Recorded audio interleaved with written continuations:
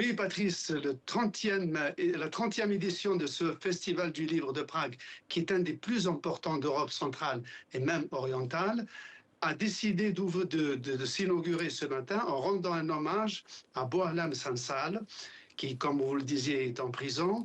Mais le choix de Prague n'est pas un pur hasard, parce que, par exemple, le prix, c'est le prix Jiří Tajner, du nom d'un ancien dissident de l'époque de la guerre froide, qui s'était exilé à Londres et publié une revue dénonçant la censure et toutes les entraves à la liberté d'expression. Jiří Tajner, donc.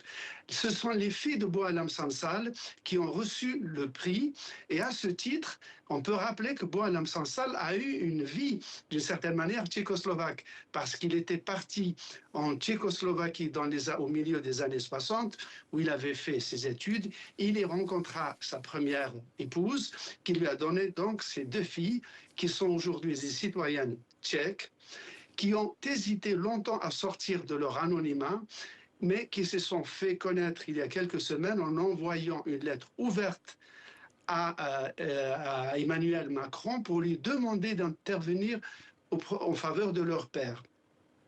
Donc, on le sait que l'ambassade de France à Alger agit en conséquence, mais aussi on apprend que l'ambassade tchèque en Algérie, elle-même aussi, essaye de faire parvenir, par exemple, à Bohlam Sansal, les lettres que ses filles qui habitent aujourd'hui à Prague lui adressent.